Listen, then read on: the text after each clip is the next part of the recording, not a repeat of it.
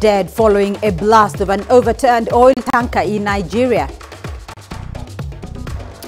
Authorities in Sudan say they are tackling financial problems through economic policies as protests continue. We look at the impact on business as the Democratic Republic of Congo gears up for a power handover. And in your sport, Argentine football legend Diego Maradona undergoes a successful stomach operation. Let's start in Nigeria, where at least 12 people have died following a blast of an overturned oil tanker in Cross River State, southeast of the country. Police and witnesses say those killed were gathering leaking fuel from the vessel at the time of the blast on Saturday. 22 others are said to be in hospital nursing serious burns. According to authorities, the blast was caused by an electrical generator that had been brought to the scene to help pump out the fuel for people's containers. Hundreds of people have died in similar ways in recent years in Nigeria. Let's get you the latest on that story. CGTN's Deji Badmus is joining me on the line from Lagos. Deji, what is the latest from Nigeria following that Saturday incident? Well, Beatrice, other than the 12 persons, the number of casualties now, the 12 persons that died that the police has reported, we still do not have any clarity at all as to the actual number of people that died in the incident. The local people there are saying about 60 persons died in the incident because, according to eyewitnesses, there were quite a number of people around the pit where the tanker fell, scooping fuel at the time when the explosion happened. But I think we'll begin to have clarity as to the exact number now, maybe when the authorities finish their investigation and do their stock taking.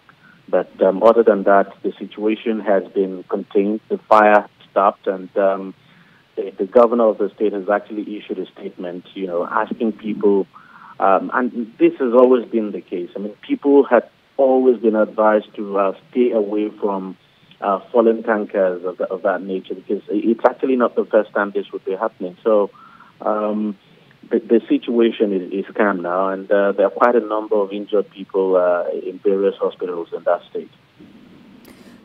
Hundreds of people have died in similar ways in recent years in Nigeria. This is not the first such incident of its kind. So what action are authorities now taking?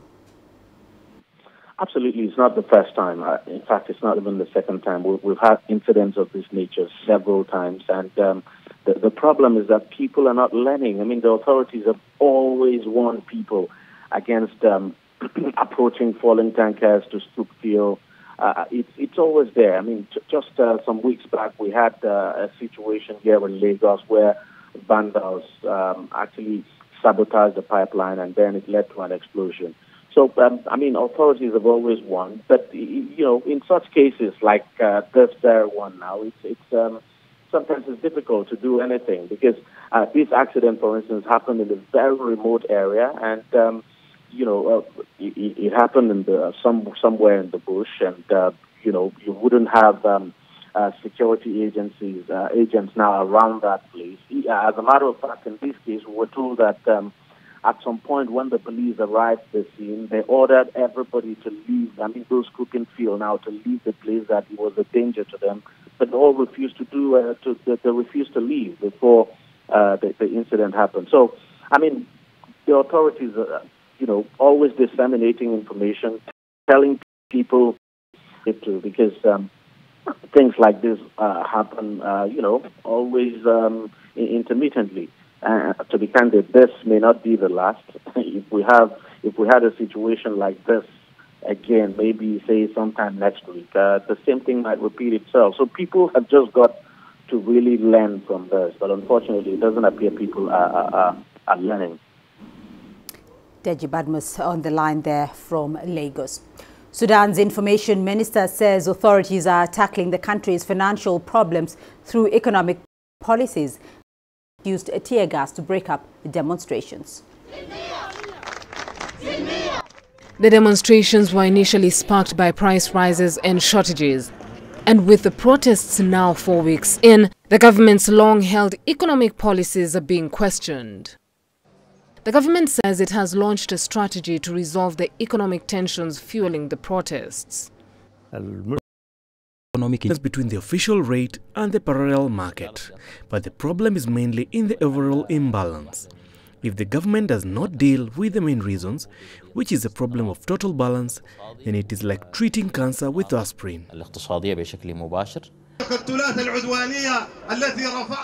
No to the hate speech, no to the betrayal and to the enemy. We say no to the aggressive blocs which raise the prices.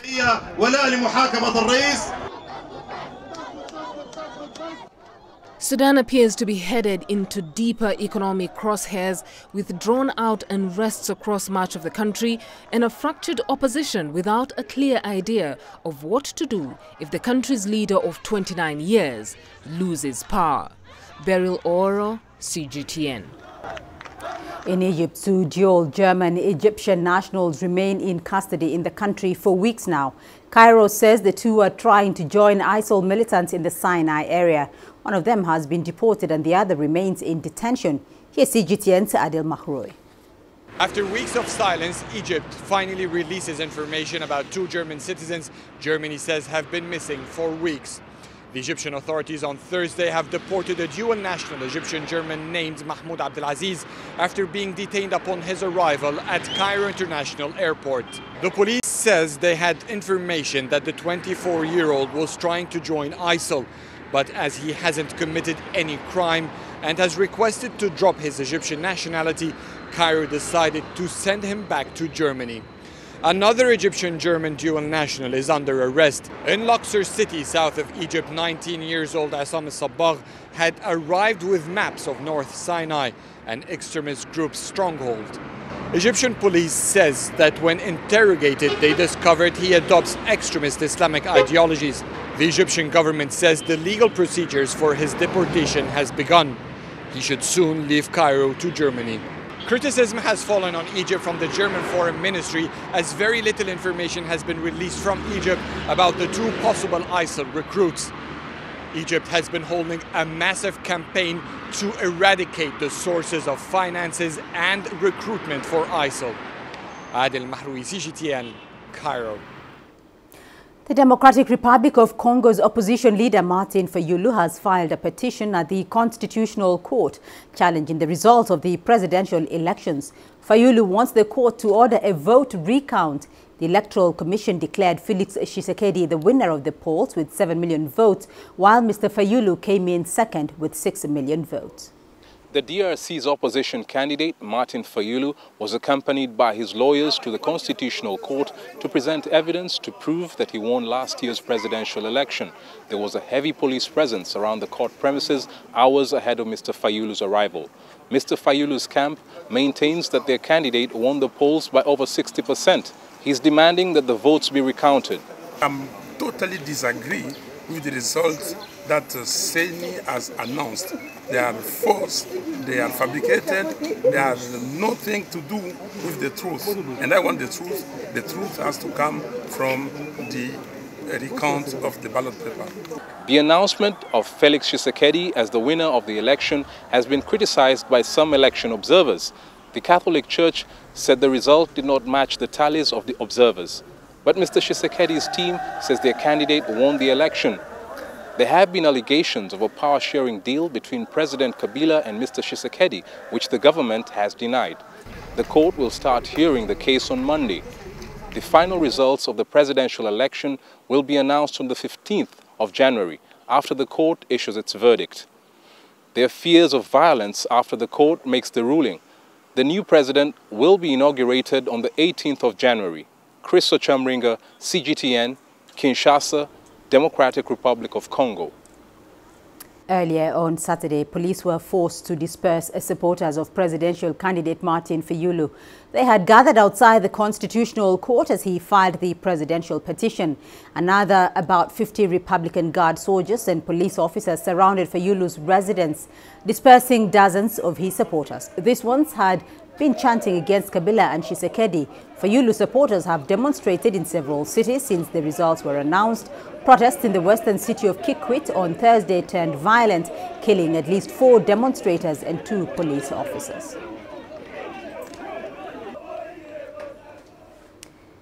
You're watching Africa Live, still ahead on the program. Dissatisfaction remains in Tunisia as the country marks 8 years since the ouster of ruler Zine El Abidine Ben Ali. And South Africa's ruling African National Congress bets on economic revival and fighting corruption ahead of elections later this year.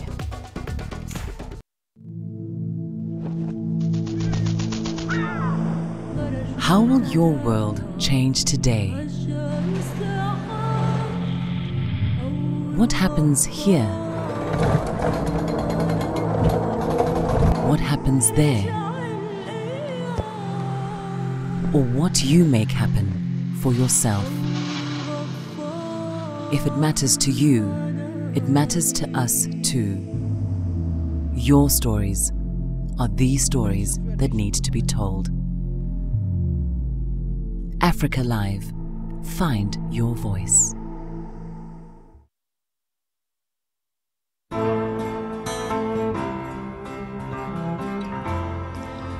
My home country lies at the foot of Africa, the southernmost tip of our beautiful continent, and the unique point at which two great oceans meet. Now on a clear day in Cape Town, you can just make out Robben Island, the place where Nelson Mandela was jailed for so long. South Africa has changed so much in the years since then, but it is this country's history that shaped me and took me into reporting. I'm inspired by Africa's men and women of courage. It's the everyday hero who brings out my passion. The creatives, the decision makers, the risk takers who are shaping a bright African future. I see them in Cape Town. I see them in the pulsating city of Johannesburg. I see them across the continent, and I know our time has come. CGTN is a platform where African voices can speak for themselves and take their stories to the world. My name is Lindy Mtongana, and I'm a news anchor and reporter for CGTN.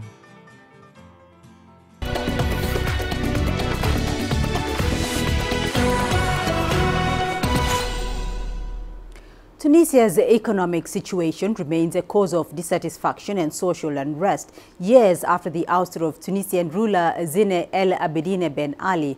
Official statistics indicate the situation has barely improved, deepening the social crisis. CGTN's Adnan Chauchi reports.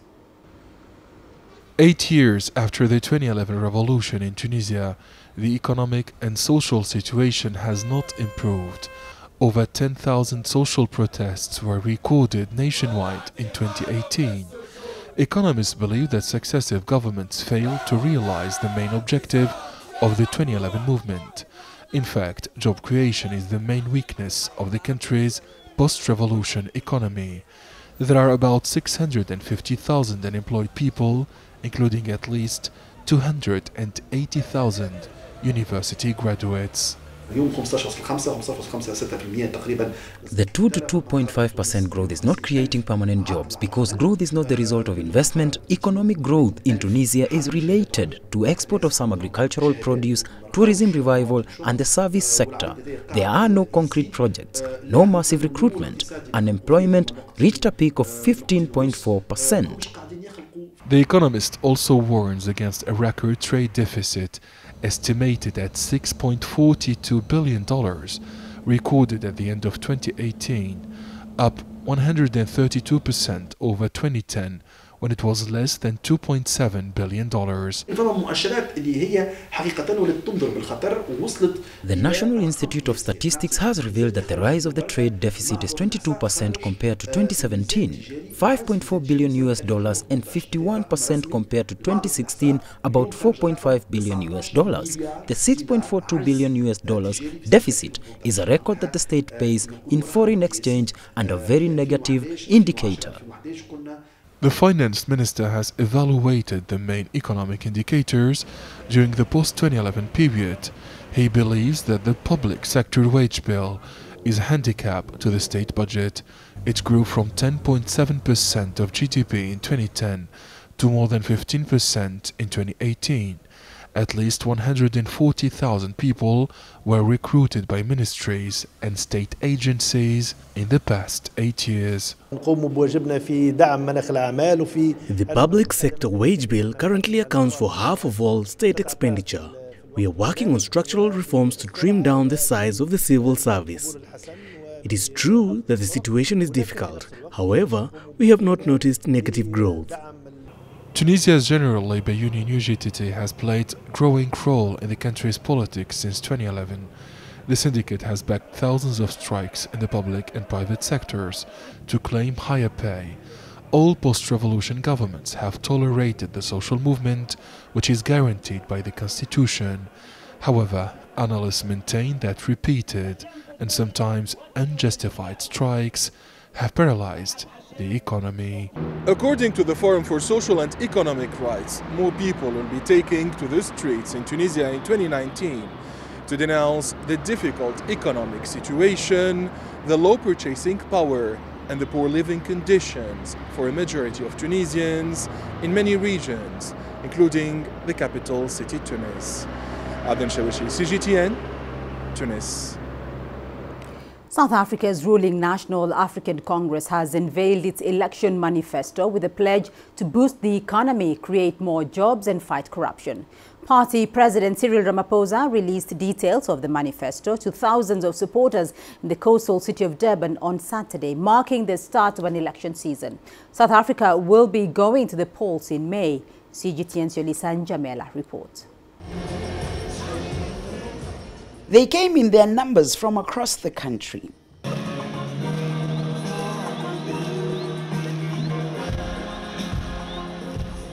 Tens of thousands of ANC supporters gathered here to listen to the governing party's election manifesto, to hear what the ruling party has in store for the country for the next 5 years. The ANC, which has ruled here in South Africa since the end of apartheid 25 years ago, is expected to win the May election despite presiding over a sluggish economy over the past few years.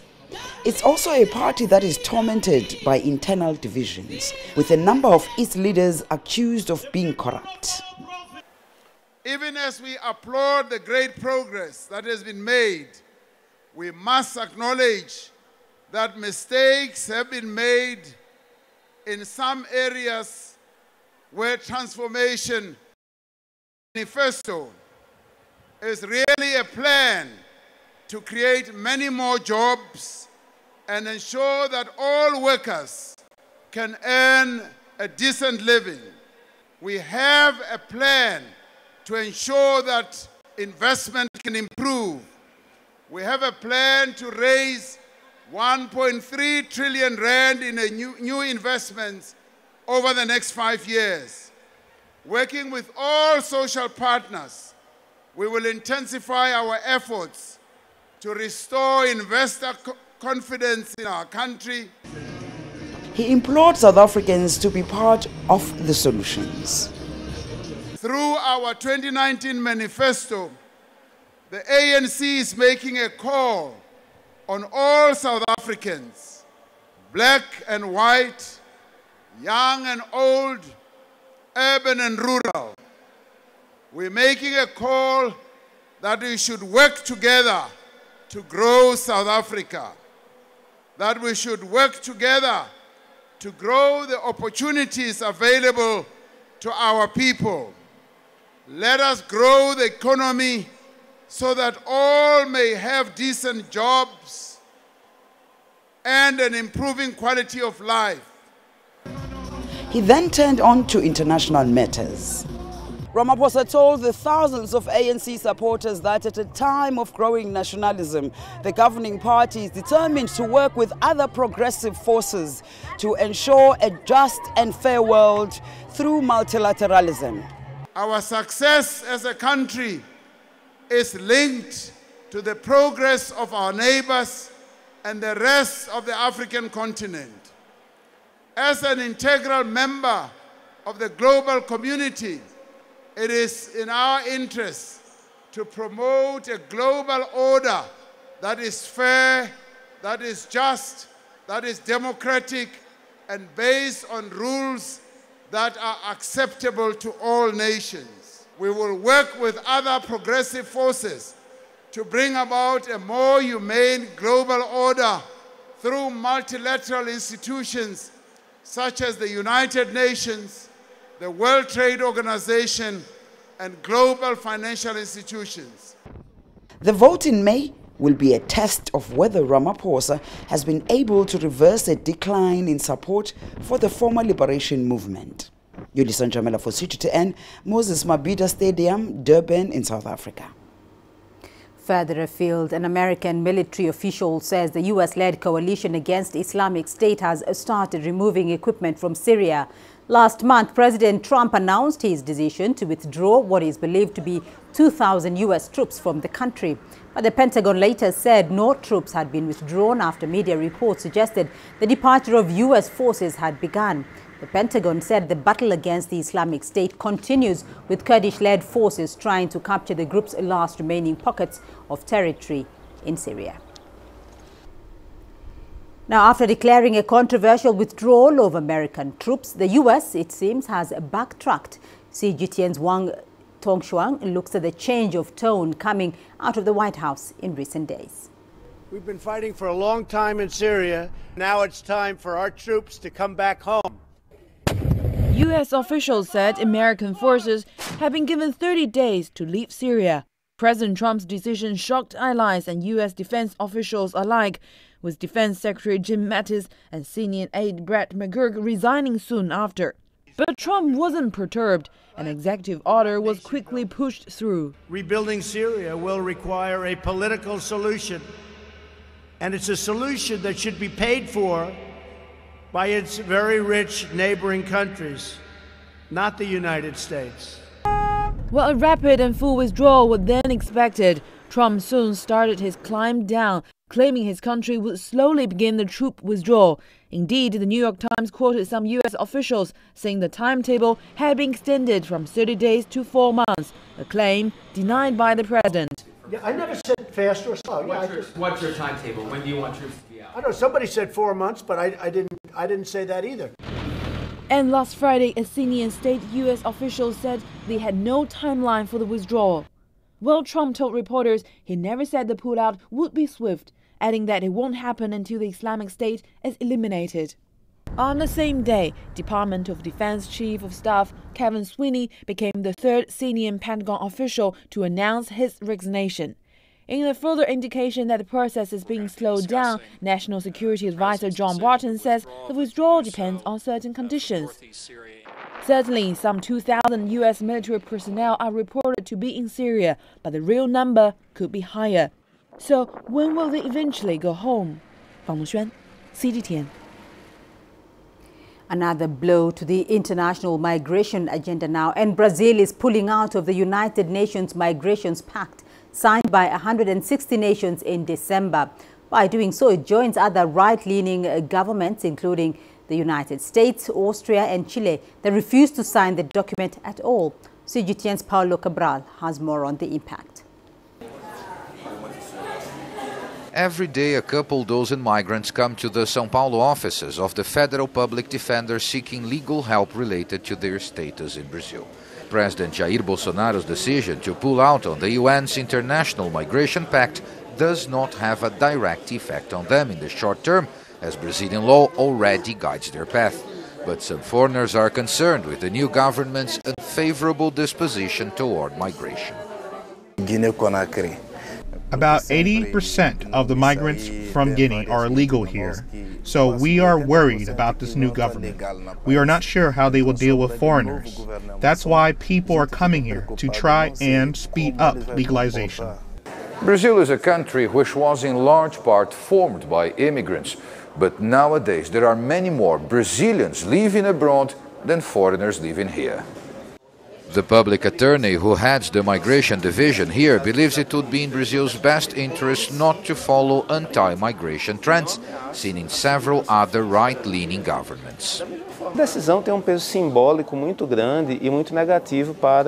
decision has a heavy negative weight on Brazil's image abroad. It's important to remember that there are 3 times more Brazilians living abroad than non-Brazilians living in our territory. So it would be important to give signs to the international community that Brazil has a good disposition towards migration. Brazil has built a very strong reputation since the 90s as a kind of leader of multilateralism. Multilateralism in trade, multilateralism in environment, multilateralism in human rights. Therefore, if Brazil, well, will really leave the pact, it happens that the country will lose reputation among other nations, particularly the nations from the global south. Bolsonaro's government has already made clear its intention to establish a nationalistic agenda and depart from multilateral concerns. Pulling out of the UN's migration pact seems a strong, if symbolic, step in that direction. Paulo Cabral, CGTN, São Paulo.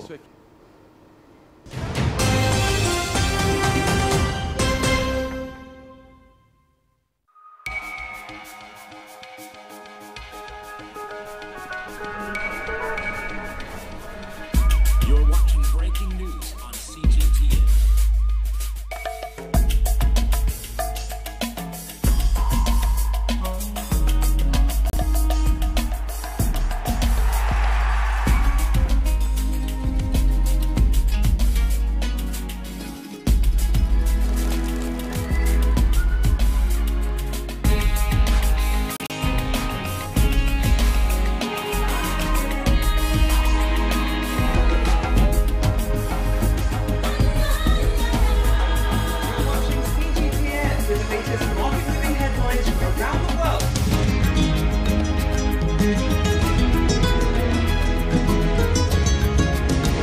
Welcome to the world today on CGTN.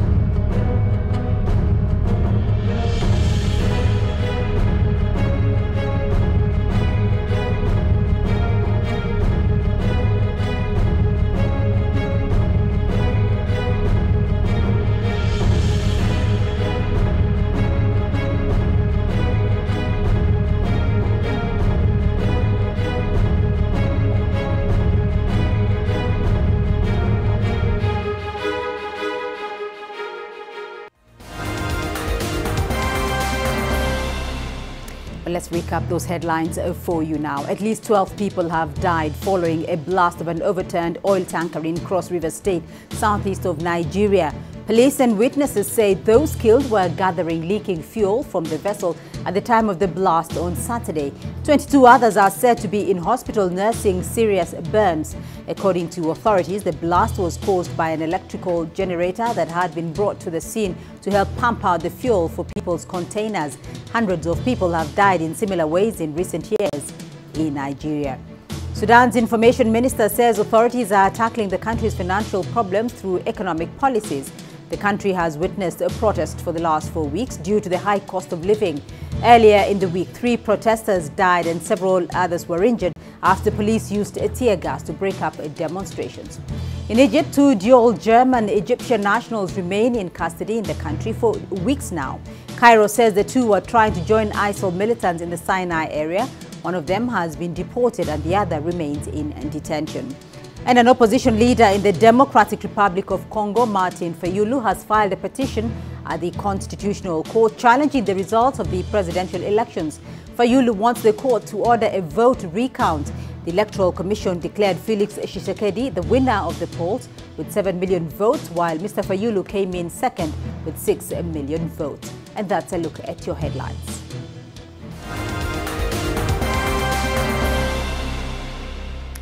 And ahead in your business news. We look at the impact on business as the Democratic Republic of Congo gears for a power handover. And Huawei establishes an ICT academy in the Senegalese capital, Dakar. Africa is the nexus of enterprise, and global business will tell you why it matters. From the mega investment projects to multi-billion-dollar mergers and acquisitions. Africa today collects, just in terms of revenues from taxes alone, $545 billion a year. If you take 10% of that and you devote it to the energy sector, problem solved. All this on Global Business, weekdays at this time on CGTN.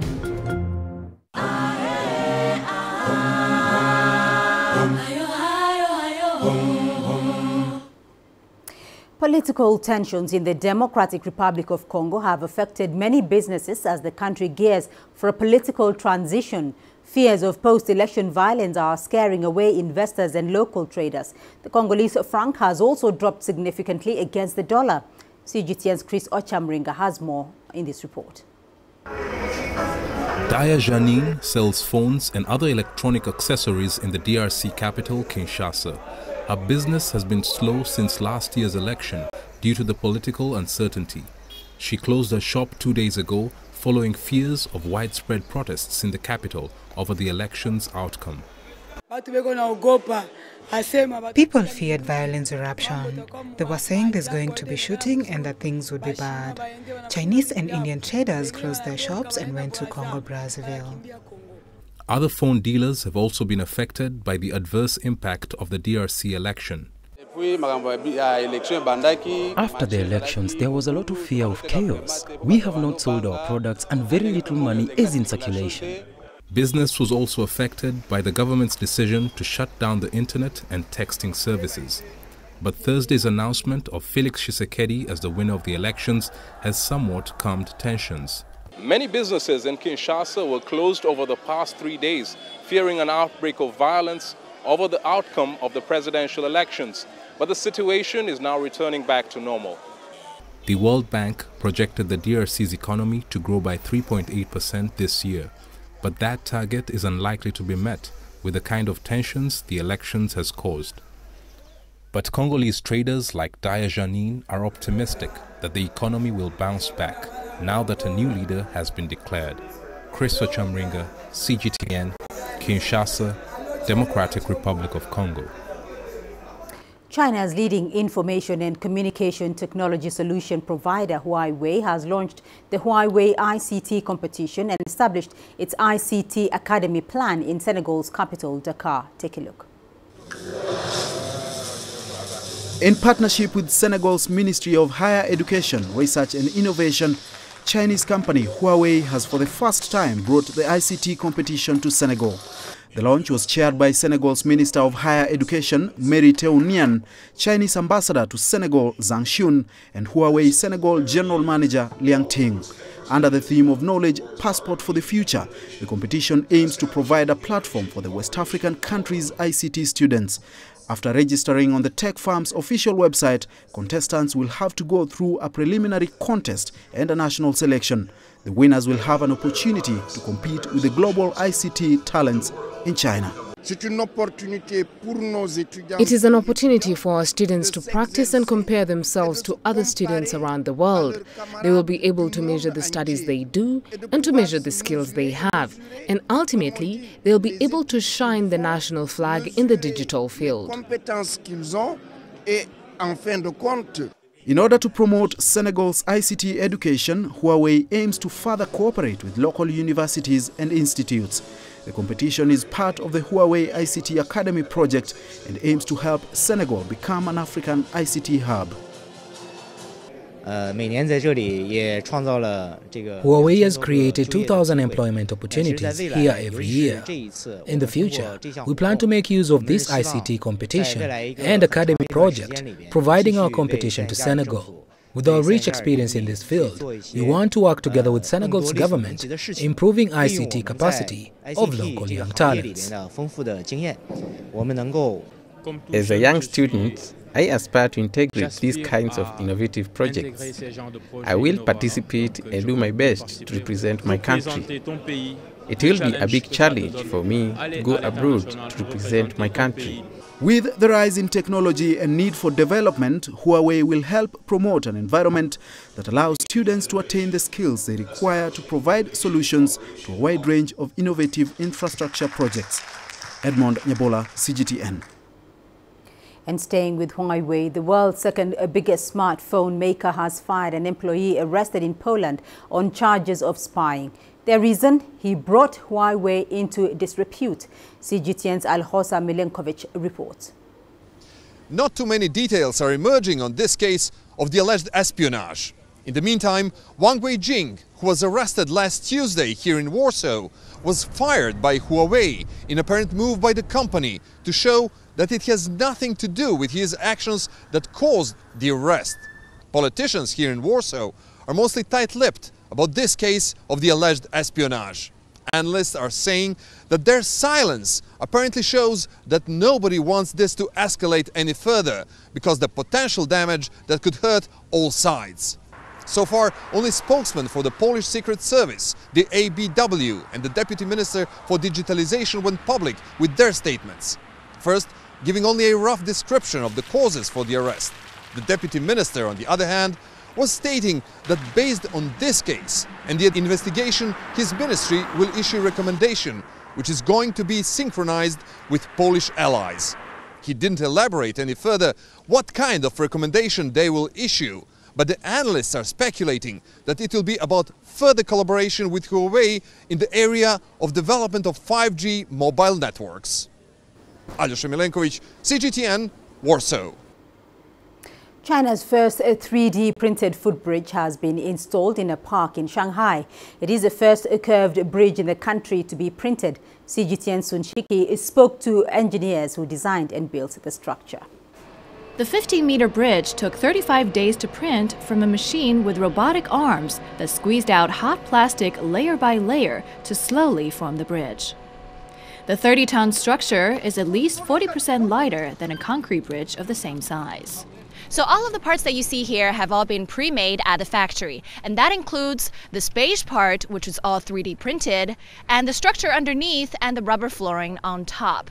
So this kind of arrangement greatly reduces the amount of time that workers need on site. In fact, it took just about 30 minutes to put the bridge into place. If this were a concrete bridge, this would be a huge work site. Workers need to be here for 1 to 2 months to finish the bridge. For this one, everything has been done already. Everything included, we only needed 1 day. The bridge holds 375 kilograms per square meter, which is about the weight of 5 grown-ups. It also has a customized double curve. If this was concrete, we would need a special steel mold for it. This can be an extremely lengthy, difficult process, and the curve will have to be simplified because the steel doesn't easily curve that way. It wouldn't even be thinkable to make such a bridge with concrete in just 35 days. Shanghai Construction Group says they're now developing plastic printed bridges that are connected with smaller printed parts so the bridge can be longer and wider. They're also studying how to print with concrete, metal, and ceramics. Sun Ziti, ICS for CGTN, Shanghai. And we still have more news for you here in the program. Here's what's ahead. The young South African who's keeping legends alive with his lifelike sculptures. Join us from Global Business and see Africa through our eyes. The greatest journeys, the greatest sights, the greatest adventures. Here in Kanata, this weir allows the locals to walk on water. We're far more than just TV news. We're your passport to the wonders of Africa. To bring you stories of struggle, survival, and hope.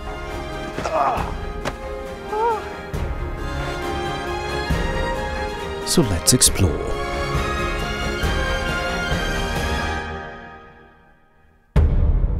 CGTN. See the difference.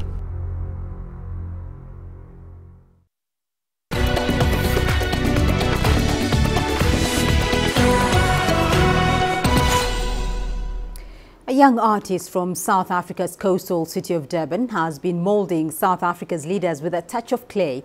Lungela Gumede also creates lifelike wax sculptures of celebrities, soccer players and well-known politicians.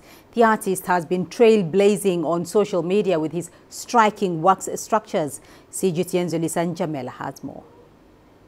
Lungelo Gumede has crafted a remarkable collection of wax statues. These include past presidents and local legends. He animates every feature, molding wax into statues so lifelike they even capture a person's character. A trip to Madame Tussauds Wax Museum in New York forged a burning desire in him to showcase South Africa's wax work masterpieces. It started in 2004 when I went to Madame Tussauds in New York. I was invited to New York. I had a portrait that I was doing that was auctioned in New York. So when I was in New York, I got a chance to visit the Madame Tussauds, which is the museum. Then it was the first time for me to see those wax statues. So when I come back to South Africa, I was like so astonished by what I saw. Then I've decided, let me do something like that. Let me try and start something like that, like what I saw in the Madame Tussauds. Because when I came back here to South Africa, I realized that we have a need for, there's a need for us to have a wax museum as well, since we don't have a wax museum in South Africa. Gumede grew up with a pencil in hand, sketching his teachers during class. I've been an artist ever since I was a kid, because I remember when I was in school, I used to draw all the time. Even if the teacher was teaching in the chalkboard, I will be drawing the teacher while the teacher is teaching the chalkboard. When he's finished, I'll be like, ta-da, here's your picture, you know. And then the teachers will use me as well to actually draw the diagram and the map and the maps on the chalkboard, because I mean, when we were at school, we didn't have those computers and everything, so we'll draw on the chalkboard. Then in the diagram, like the eye diagram, the locust diagram, the map of the world, and label it and stuff like that. The teacher will give me a textbook, then I will draw the map of the world, and then we'll label it in the chalkboard. So everybody knew that I was an artist, but we didn't do arts as a subject back then. I mean, I'm coming from Ndwedwe, that's where I come from, you know, rural areas, deep down in the Ndwedwe. So we didn't have arts as a subject. He was eventually awarded a bursary in 2004 to study fine art at the Durban University of Technology. This is Gumede's latest installment of statues. It celebrates the governing ANC's past and current leaders. Gumede says to design these statues, he was motivated by South Africa's heritage and history. And his work is quite popular here. It's very important to educate our kids as well, even the public, about our heritage, about our history, you know, where we come from. I mean, that's why I said, let me just put these leaders here, because these are the leaders, not only political leaders, we also got religious leaders, we also have cultural leaders. I do that, the king, I do the queens, I'm not doing everybody, you know, so that people know it's more about education, it's more about entertainment. Like the slogan of our museum is a museum of entertainment. It's education plus entertainment. I want people to come up close and personal with their historical leaders, their historical figures. You know, because I mean, you come here, you look at Madiba, you feel like you are actually next to Madiba. You know, that's the whole point. The artist has presented his work across the country. He's currently based in a small studio where his work is stored. He dreams of opening a museum in Durban. We've got about more than 60 statues right now, more than 60 statues that we have of different categories. Our local heroes and our international icons as well. I've got Michael Jackson, we've got soccer stars, music legends and stuff like that. So what we have now, it's just, like you can see, there's a small studio now. And then we're planning to have a bigger venue where we'll house all the statues of different categories. Gumede now has sights set on pioneering the first wax museum in South Africa. Olisan Jamela for CGTN in Durban, South Africa. And your sports news coming up next. Here's what's ahead. Argentine football legend Diego Maradona has a successful stomach operation.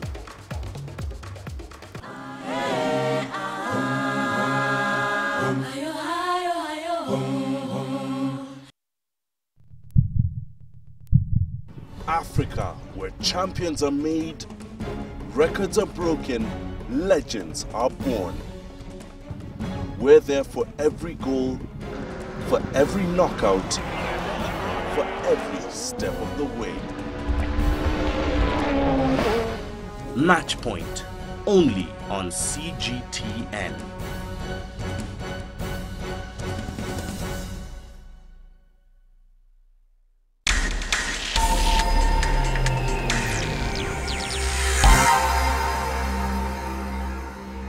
We begin with football news, and